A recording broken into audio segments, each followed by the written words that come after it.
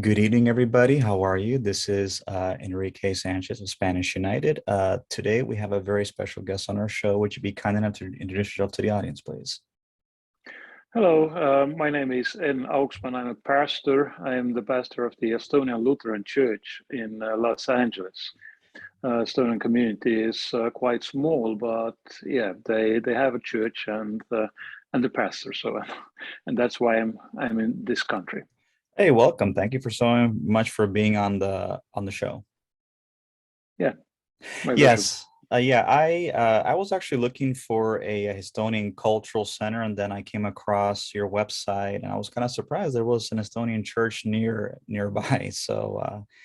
I've been to Finland, and I know that Finland and Estonia, they have very similar cultures, even though they have different shared histories. As you know, Estonia was part of the Soviet Union, and Finland was part of the Russian Empire, and then they became independent, a long time ago. But Right. there's a cultural community with them. And I also did a previous podcast with Pastor Jarmo of the Finnish church. I'm not sure if you know him or not. Mm. Yeah, probably the name is Jarmo. Yeah, Okay. Jarmo. Yes, Jarmo. Yeah. Okay. Right. Yeah. Our names is a little bit difficult to pronounce for other people. Right. I understand. So yeah, I wanted to ask you, as a pastor, what have been your relations and dealings with the Hispanic community? Do you have Hispanic congregants in your church, and what is your experience being in the United States, like dealing with Hispanic people from your perspective? Right, right. Okay, let me still begin with our Estonian community because it's important to understand that the differences.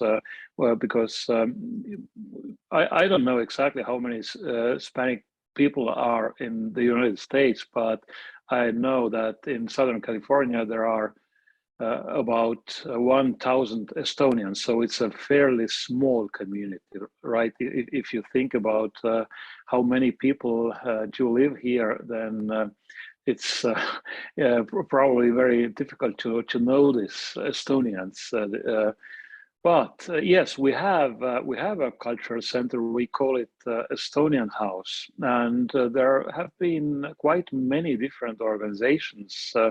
Church is one of them, and most of the Estonians who have lived here for last, let's say, 70 years came after the Second World War. You mentioned that Estonia was a part of the Soviet Union. We don't like to say that Estonia was a part of Soviet Union. We say that Estonia was occupied and annexed by Soviet Union. Hmm. Estonia remained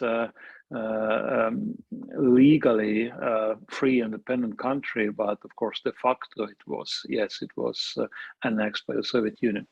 Now, why I'm telling this is that that the Estonians here they try to preserve their, or we try to preserve our culture, our history, our I don't know, our mindset, but at the same time, most of the Estonians are like full members of the American society. So Hmm. those who came here after the Second World War, there were not many social benefits back then, so they had to find a job and work hard. The children who were born here and grew up here in this country, they are mostly educated and have also quite good jobs. So they are members of American society, and I would say that most of the Estonians who have been born here and raised here, they are both Estonians and Americans, which means that probably there are not I don't know, it's very hard to say if there are any specific Estonian Spanish relations, right? It's probably more like you know, American Spanish. But one more thing, I have lived now in and worked now in this country for last 6 years, let's say, and that's why I mean you can hear my accent, so my English isn't perfect, but I hope you can understand me. Mm. Now, what I want to mention is that coming from Europe, from another country, especially from Northern Europe, and from a country where our you know, our population, or how do I explain it? Uh, we have had in our history, we have had quite a problem with, I mean, during the Soviet period, this period of Soviet occupation, we had a big problem with immigration, which was probably not the immigration the way we would understand it here in this country, but it was mostly it meant that that people from other parts of the Soviet Union or from Russia and other republics, Soviet republics, or countries that were occupied by Russia or Soviet Union, they were brought into our country probably not by their own free will. And so what happened was that we had actually like parallel cultures, parallel societies. We had our Estonian society in Estonia, about, let's say, 1 million Estonians, which is again a very, very small nation. I know that in this country here there are like 350 million people, and Right. yeah, so we are all together, all Estonians in the whole world, maybe 1 million people, right? Okay, and then there were like almost 500,000 immigrants, so mostly from Russia and other Russian speaking areas in Soviet Mm-hmm. Union. So you can understand that it created huge tensions between.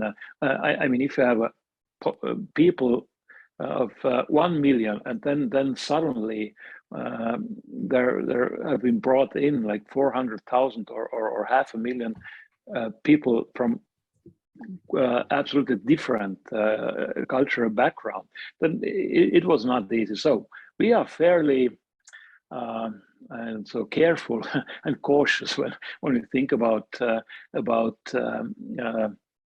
such other people, because of our history, right? It's not that we think that we are better or they are worse, Right. but it's just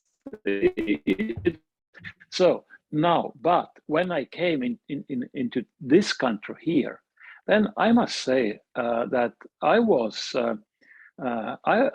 it was quite a shock for me to see that that how to say, there is so much um, uh, differentiation between different races and Mm-hmm. ethnic groups and so on. Mm-hmm. Because I was not used to that. I mean, you have to fill out all the different forms, for example, and always they ask you what race you are: white, black, Hispanic. Right. I mean, this was like, how can it be? I mean, 21st century. Uh, why and how? What's wrong with this kind of? So it's you can see it from different Mm-hmm. uh, points of view, right? For me, it was like, I don't know. I mean, it was strange. It was really weird for me. Now I can see that there are, and I have. I mean, I like different people and people from different backgrounds and so on, but somehow it seemed to me weird, right? And what I have seen also in this country is that that there is, I don't know if we can call it racism, but I mean in America, but it's still, people have their I don't know, They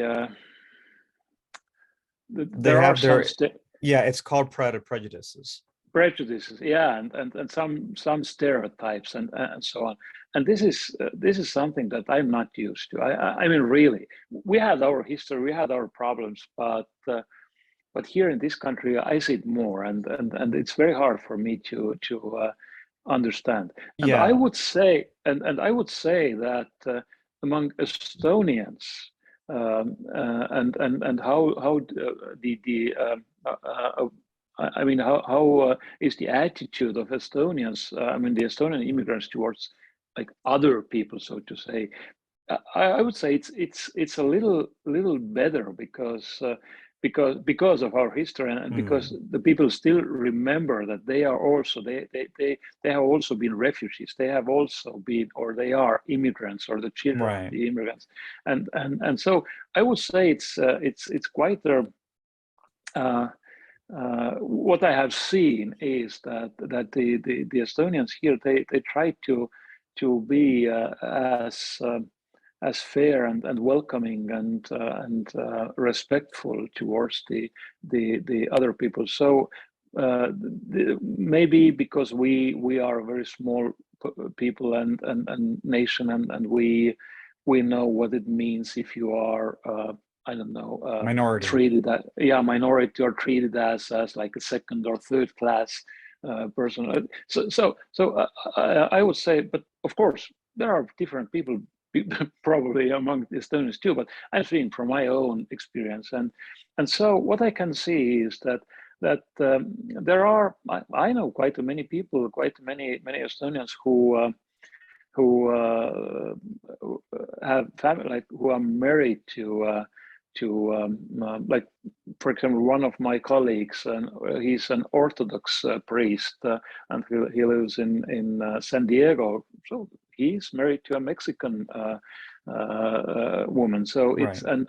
and they have visited us like as a family. And there is also not far from me. There is an Estonian Presbyterian pastor who is also married to I don't know, Spanish wife. There Hmm. was a member of my congregation who a man whose wife is also Spanish. There is a lady in my parish whose husband is. So there are this kind of, I don't know if it's a good word, but mixed marriages, right? You Right. know, it doesn't seem right, but Well, it's the right. word right there. I know what you mean, and like I Yeah, yeah, said, that's actually really progressive, because I know yeah, that, for most people from the former Soviet Union, and not saying everybody, but since the former Soviet Union, unlike Western Europe, it was cut off from the rest of the world. So right. after the Soviet Union collapsed, communism was replaced with ultranationalism, and in Mm, many Eastern European countries, there's a lot of prejudice. And for example, a lot of Ukrainians that have come to the United States, I'm not saying everybody, but just some.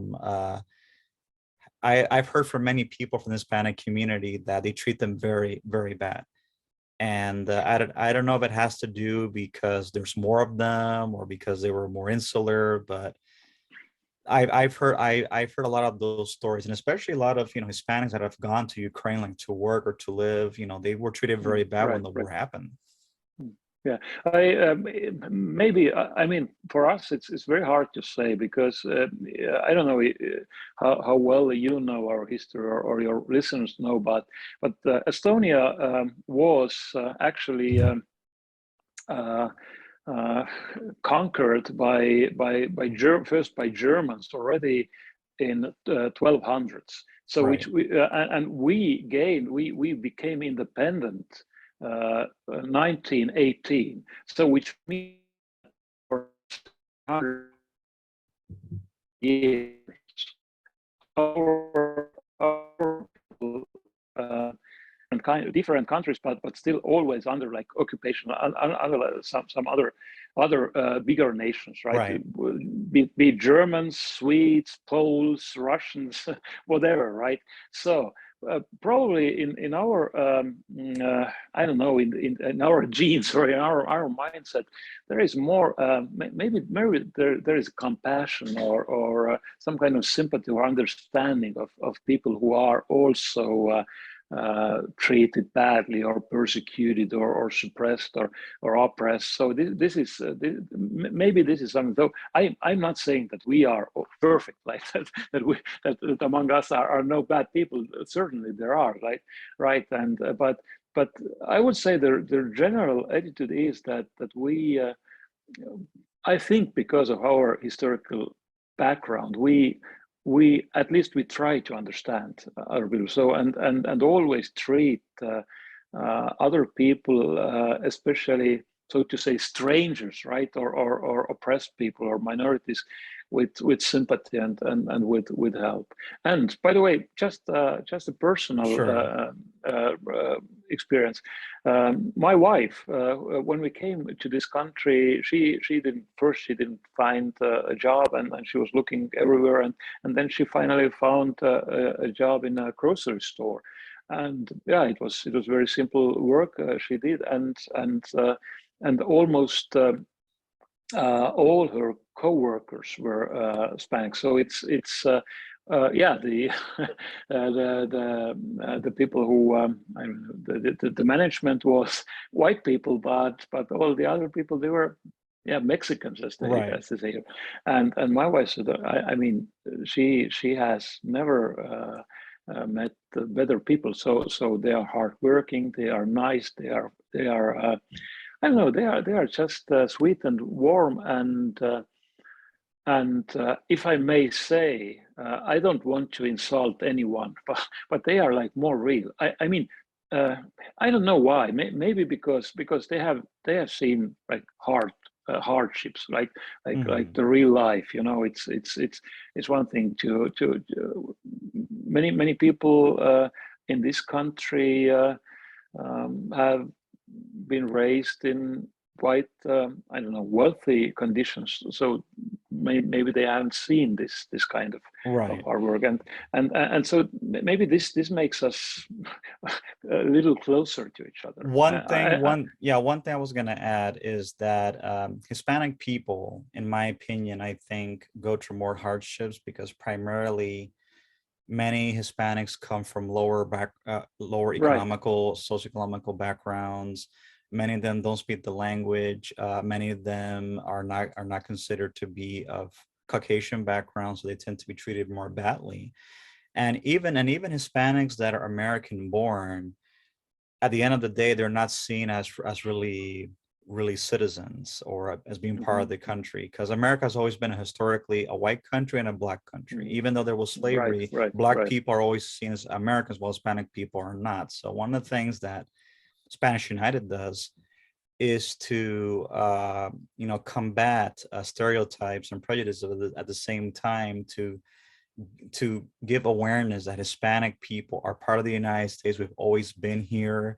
We Right. have contributed a lot, and at the same time, we don't get our credit or recognition for work that we Mm. do.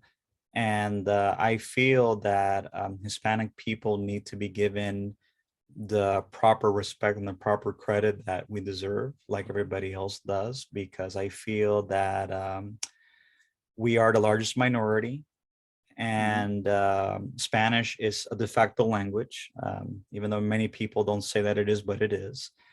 But I just feel that many people, want to erase the Hispanic identity. It's like they either want Hispanics to either assimilate in Caucasian culture if they look more Caucasian, or into African Hmm. American Hmm. culture, or they're African American in appearance, or if they're neither, they just stay outside. So, I have worked with different groups. We do a lot of outreach towards different Hispanic groups, because as with Hmm. Europeans, Hispanics are not monolithic. There's different, not only ethnicities, but different countries. There's Hispanics from Cuba, Puerto Rico, Mexico, Argentina, Uruguay, but they all share the common denominator of being Hispanic and having Spanish as their dominant language. Hmm. So I do what I can to educate people, reach out to people, and also to work with different ethnic groups, racial groups, even religious groups, so that way there could be better understanding. Because sometimes, human nature has shown that even people that are not prejudiced,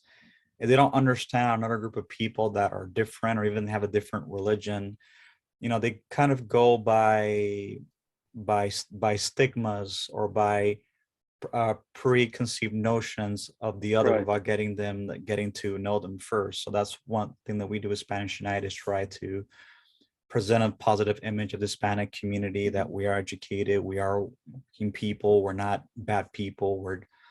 everybody else, and to have compassion, because I feel with the last previous administration, a lot of animosity towards Hispanic people has really increased, and it's also increased a lot with foreigners that have come here that look at Hispanics as being, inferior to them. So I think it's very important that we could establish a consensus, so that way we could have better harmonious relations and also engage with each other when there's like social issues, or issues that affect all of us.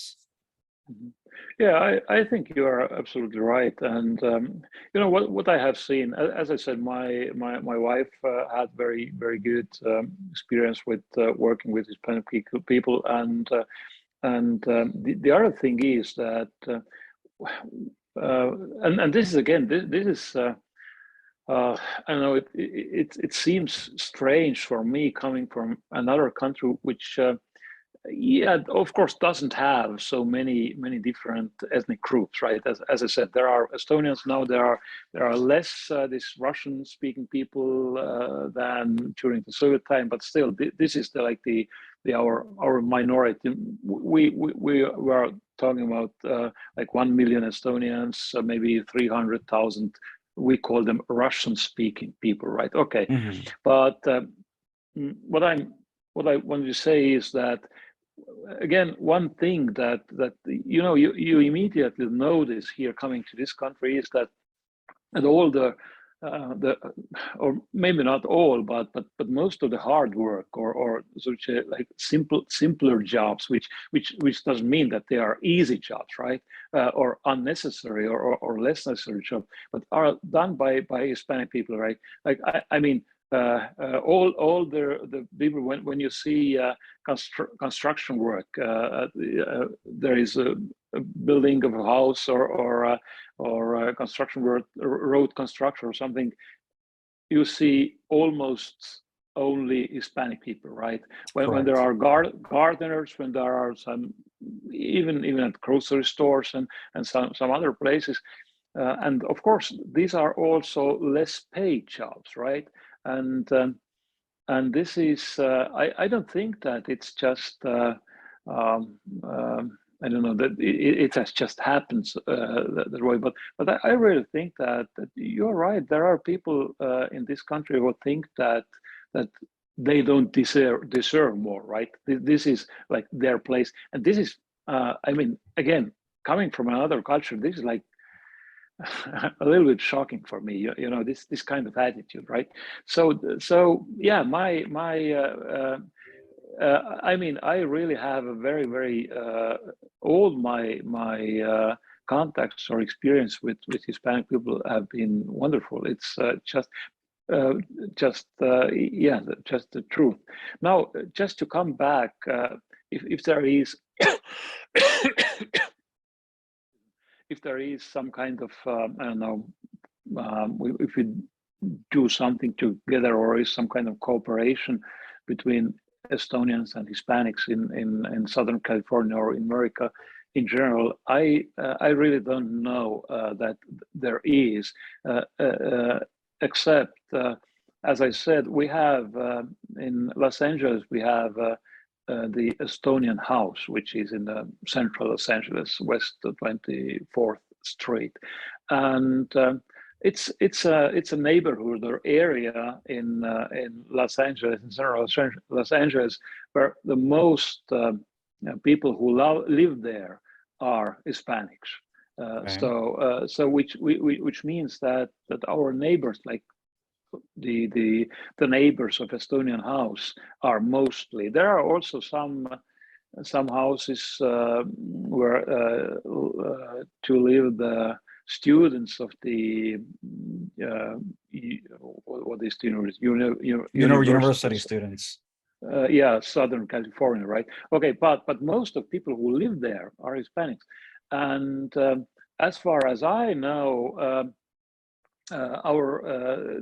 they sometimes, I don't know how often, but still sometimes they also use they let's say rent our Estonian house for their gatherings, some kind of events or parties. Just last week there was one I heard, and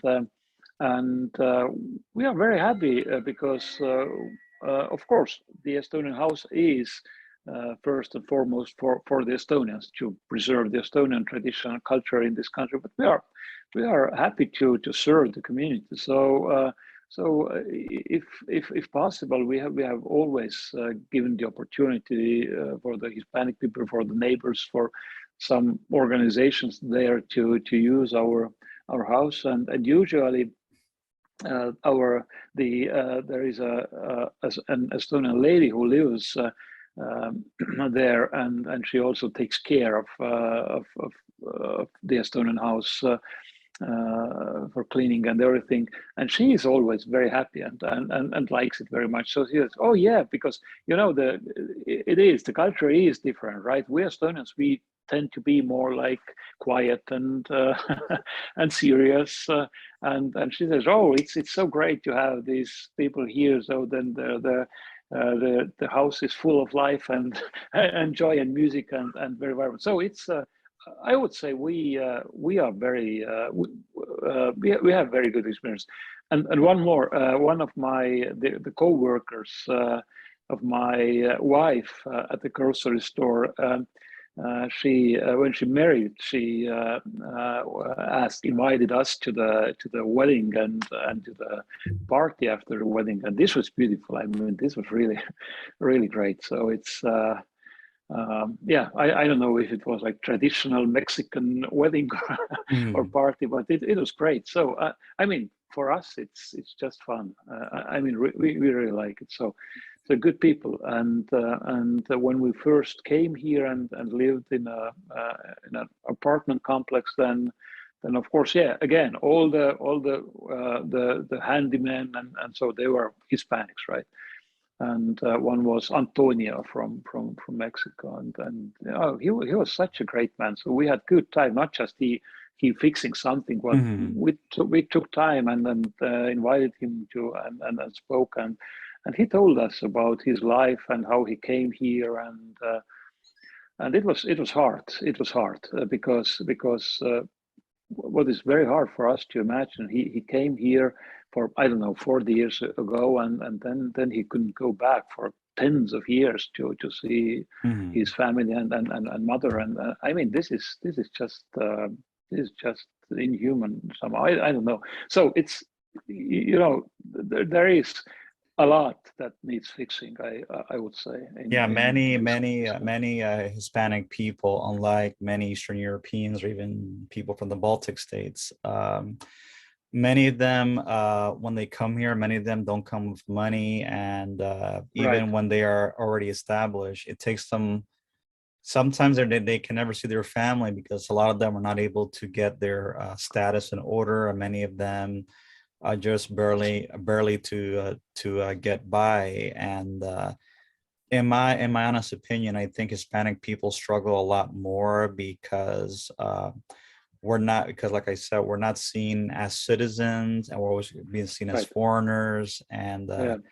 just the fact that many Hispanics don't speak English as their first language, they just kind of struggle a lot more. So I think it's very important that other immigrant groups that have had the privilege of, not going through a lot of hardship that Hispanic people can do could have a little bit of understanding and compassion, and also understand that they're just immigrants just the same.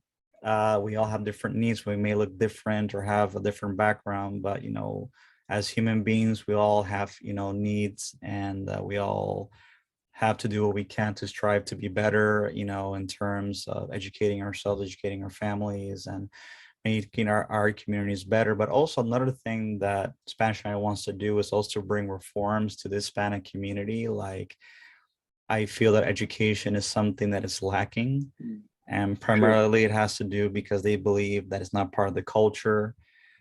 And but they don't realize that when they don't get the education, a lot of a lot of doors get shut and they have a lot of barriers, and those that have an education. So even someone that does not speak the language but has an education has an advantage over someone that does not have an education. So, Right. Yeah. one Yeah. of the things that I'm trying to do with Spanish United is to create workshops and courses to educate, especially the younger people, on the importance of education, and they don't have to, you know, forget about their identity to have success. Because for a lot of people, they feel that if you want to succeed in the United States, you have to give up your language, give up your culture, give up your identity, and assimilate into American society. That's what a lot of immigrants did, 100 years ago. Yeah, that's true. But today, it's not the case. Like in the case of Asians, they have been here for less time than Hispanic people have, but Right. they have been successful. Like if you go into San Gabriel Valley, that's all Chinese, and all those areas, Arcadia, Temple City, et cetera, they're all successful places. And I would like to see that success repeated in places that are predominantly Hispanic. And that's actually a good idea that you mentioned. I would love to see if I could give like a lecture, probably at your church or maybe at the Estonian house, to explain the plight of Hispanic people, and how Hispanics and Estonians could, work together and, making a society better. And also, as a Lutheran myself, one of the things that brought me to the Lutheran faith is the inclusiveness of everyone. So it's like you could be a Lutheran from, Latin America or from Africa. You're always going to be accepted as part of the Lutheran communion, regardless of what your background is. So I think, Right. so I think it's definitely something to look forward to. And Sure. I would love to, work with you in the future if there's any type of events or whatever. And one final note, because we only have a couple minutes left here on the Okay. dial. What is the message you would like to present to the Hispanic community on behalf of the Estonian community that Hispanic people may not know about?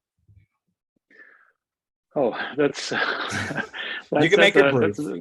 That's a hard one. But no, I don't know if it's answer for your question. But what I was thinking is that there is first, I would like to say that you are absolutely right when what you in what you said about education. This is very, very important. So it's and this is something that our very little nation, our Estonians, that has somehow preserved us through all these centuries. As I said, like hundreds of years without own state, without own country, being oppressed by so many others. But it was always like it was like I don't know, some kind of mantra of Estonians that the children must get a good education. This is very important. But the other thing I wanted to say is that many people think, let's say about Hispanics or people who come from Latin America, that, oh, they come here to this country because they want to have an easy life. No, they don't want to have an easy life. They want to work hard, but they want also to be able to, I don't know, to have a life that I don't know, a life in freedom, and see that when they work, then they also get something from it. So, and there is this very, very important thing, which is very important for us and for our nation, and this is the freedom, the personal freedom, and also freedom as a nation. And this is also freedom of choice, which means that if if a person is ready to work and to try hard, then this person must be given the opportunity, the chance to do it, to achieve their goals. So this is really important. And I mean, worst thing that can happen to a person or to a nation is to begin to think that, oh, I'm worth nothing. I will never I don't know, achieve anything, or you know, I'm just this is bad, and I don't think that anyone deserves this kind of Treatment. attitude, yeah, or treatment, right? And this is so very important. What you said about giving a lecture at the Estonian House, this is a good idea. So yeah, that's because we love to hear from other people, and also from other speakers. So yeah, let's